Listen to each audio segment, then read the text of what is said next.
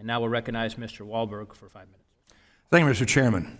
I'm going to change the terminology a little bit. I think Mr. Mix will understand it.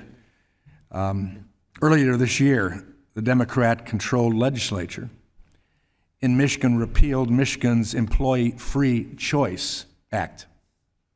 Now, the unions don't want us to use that terminology.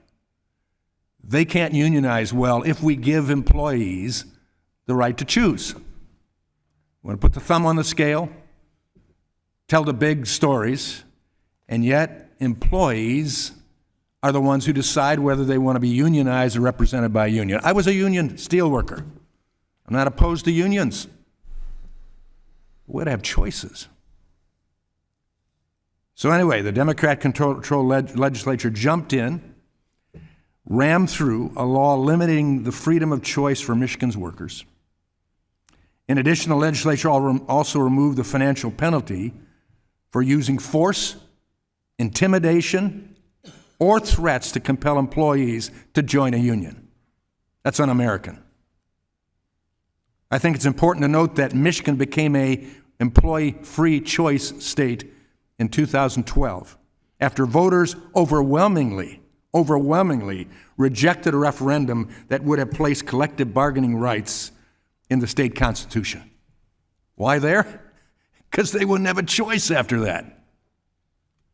However, the legislature sought to make the new law referendum-proof so that Michigan voters cannot have a say on this issue in the future.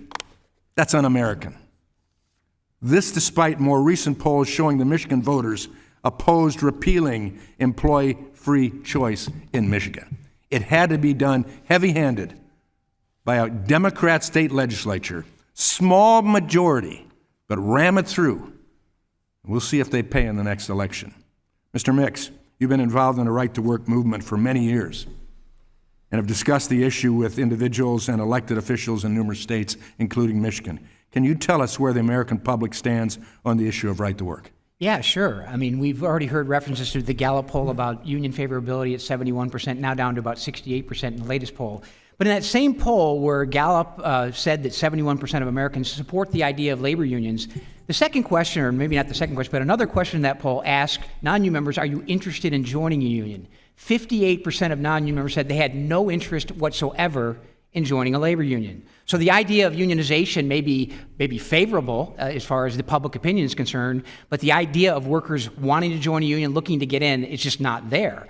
And Gallup shows that. Gallup did a poll in 2014 asking a very simple question. Do you believe that a worker should be forced to pay union dues or fees in order to get or keep a job? 74% of the workers in that, or the respondents in that poll said no. They supported unions. The support for unionization was relatively high, above 50% in that same poll. But the idea of right to work was very, very popular. We conducted a poll in 2020 by Survey USA. 87% of the people that were polled by that independent polling agency said they oppose workers being forced to pay union dues as a condition of getting or keeping a job. So unionism may be popular, but forced unionism is a real stinker from a public policy standpoint. And that's the key, isn't it? Yeah. If you want a union, join one.